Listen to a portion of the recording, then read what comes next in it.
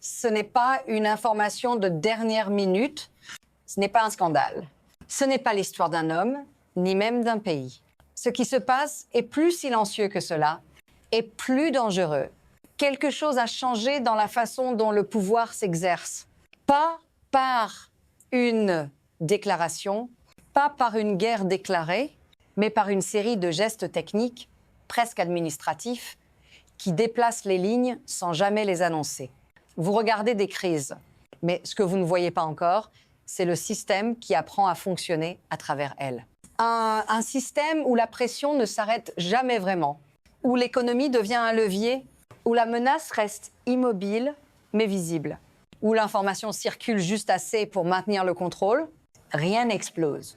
Et pourtant, tout est déjà en mouvement. Si vous pensez que cela concerne la basse, détrompez-vous, parce que ce mécanisme n'a pas besoin de frontières. Il a seulement besoin que vous continuiez à détourner le regard. Restez avec moi. Ce que vous allez entendre ensuite explique pourquoi ce modèle fonctionne et pourquoi il est si difficile à arrêter. Ce qui contrôle le système aujourd'hui n'est plus la décision politique, ce n'est même plus la force militaire, ce sont les flux d'argent, les flux de marchandises, les flux d'énergie et surtout les flux d'accès. Celui qui peut ouvrir ou fermer ces circuits n'a plus besoin de gouverner ouvertement. Il n'a pas besoin de convaincre, il n'a même pas besoin de vaincre. Il lui suffit de ralentir, de bloquer, d'autoriser temporairement. Le pouvoir ne s'exerce plus comme une confrontation, il s'exerce comme une gestion. Vous ne voyez pas une attaque, vous voyez une mesure. Vous ne voyez pas une escalade, vous voyez un ajustement. Et c'est précisément ce qui rend le système si efficace, parce qu'il transforme la contrainte en normalité. Et la normalité en habitude, quand tout devient technique, plus rien ne semble politique. Mais chaque geste déplace l'équilibre un peu plus. Et ce glissement ne s'est pas produit d'un coup. Il s'est installé lentement, assez lentement pour que presque personne ne le remarque. C'est là que le danger commence réellement. Il fut un temps où ce type de pression aurait été perçu comme une exception. Un moment de crise, une réponse temporaire à une urgence. Ce temps-là est révolu. Avant, la contrainte avait un début et une fin. Avant, on parlait d'escalade puis de désescalade. Avant, le retour à la normale était l'objectif affiché. Aujourd'hui, la contrainte est devenue l'état normal. Ce qui a changé n'est pas l'intensité, c'est la durée. La pression ne disparaît plus. Elle se stabilise, elle se règle, elle s'optimise. Un mécanisme a été discrètement normalisé. Faire durer l'instabilité juste assez longtemps pour qu'elle cesse d'être choquante, mais jamais assez pour qu'elle se résolve. C'est la transformation la plus dangereuse qui soit. Parce qu'un choc brutal provoque une réaction, mais un glissement lent produit de l'acceptation. Et pendant que l'on compare le avant et le maintenant, le système avance encore d'un cran. Pas pour conclure, pas pour gagner définitivement, mais pour rendre le retour en arrière de plus en plus coûteux. Et à ce stade, ce n'est plus un choix, c'est une inertie. Puis vient le moment où le système laisse apparaître un choc. Pas une rupture totale, juste assez pour rappeler qu'il contrôle encore le rythme. Un événement concret, visible, difficile à ignorer, un point de friction où la pression abstraite devient soudain matérielle, où ce qui semblait technique commence à produire des effets immédiats. Ce choc n'est pas une surprise. Il est attendu, presque programmé. Parce que le système a besoin, de temps en temps, de prouver qu'il peut encore frapper sans frapper vraiment. Il montre qu'il peut bloquer un accès, interrompre un flux, immobiliser une ressource, et puis s'arrête, juste avant que cela ne devienne irréversible. Ce n'est pas une escalade, c'est un test de réaction, un test de résistance, un test de soumission. Ce que beaucoup prennent pour l'événement principal n'est en réalité qu'un symptôme. Le vrai signal n'est pas ce qui s'est produit, c'est ce qui pourrait se produire ensuite.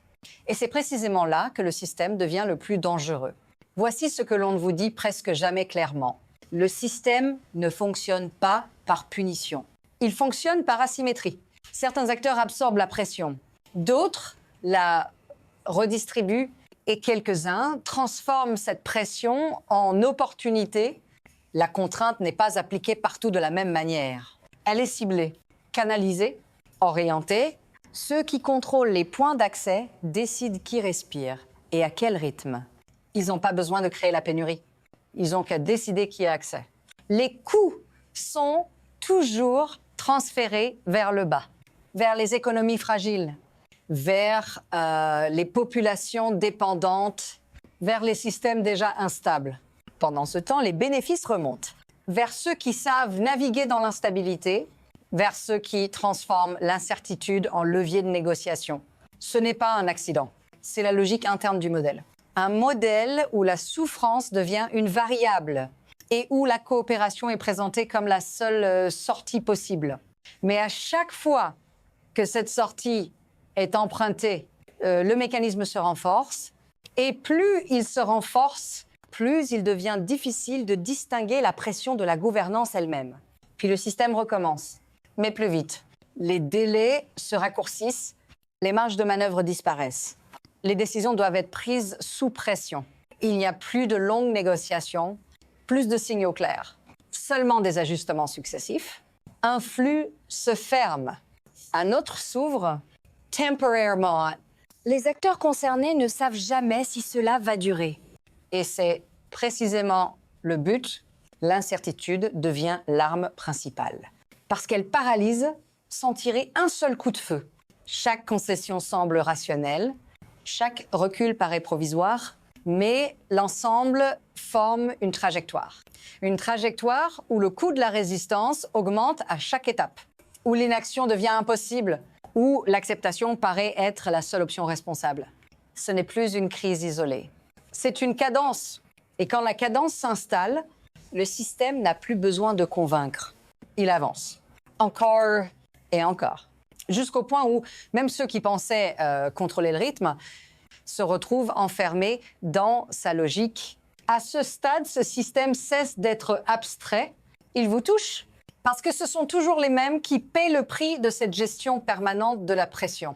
Pas ceux qui ajustent les flux, pas ceux qui négocient les accès. Ce sont ceux qui attendent, ceux qui dépendent, ceux qui n'ont pas d'alternative immédiate.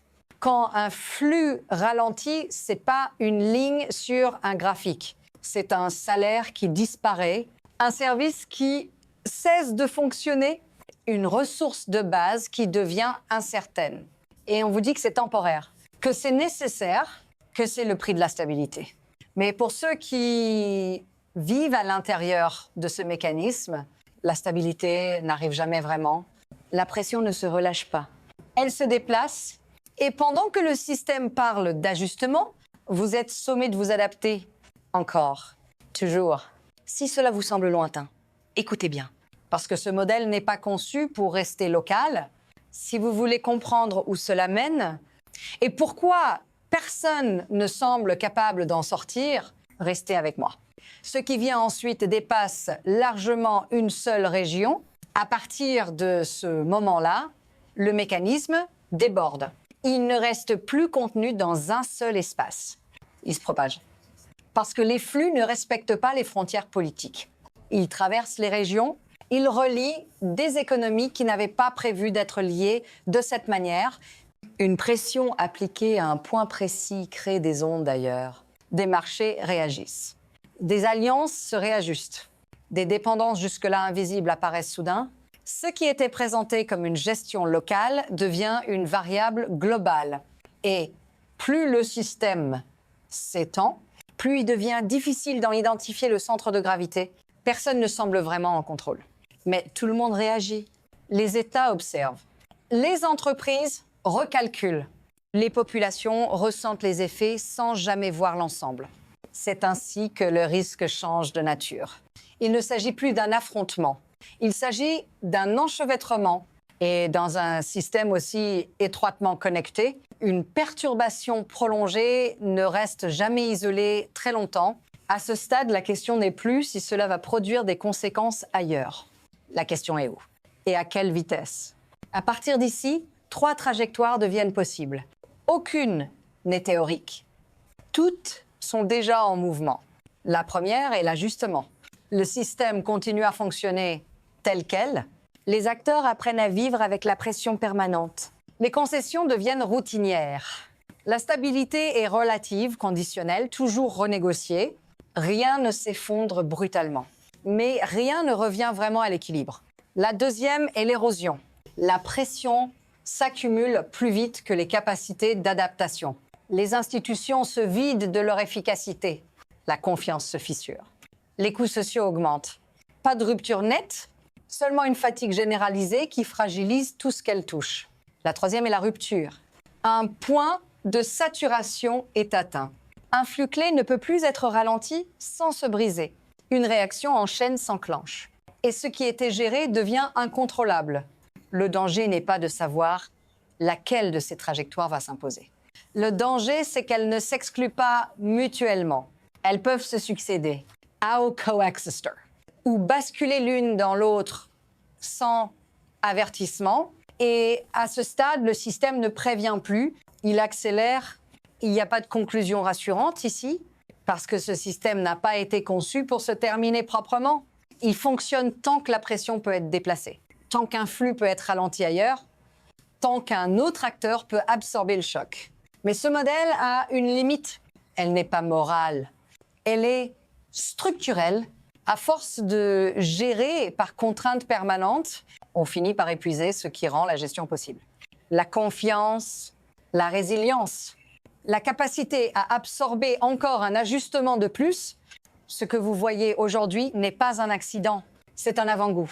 Et la question la plus dangereuse n'est pas qui va gagner, mais combien de temps ce système peut-il continuer avant de perdre le contrôle de lui-même?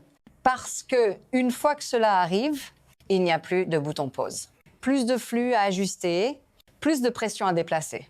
Si vous voulez comprendre ce qui vient après, si vous voulez savoir comment ce modèle pourrait se retourner contre ceux qui l'utilisent, alors ne vous arrêtez pas ici. La suite commence là où cette histoire refuse volontairement de se terminer.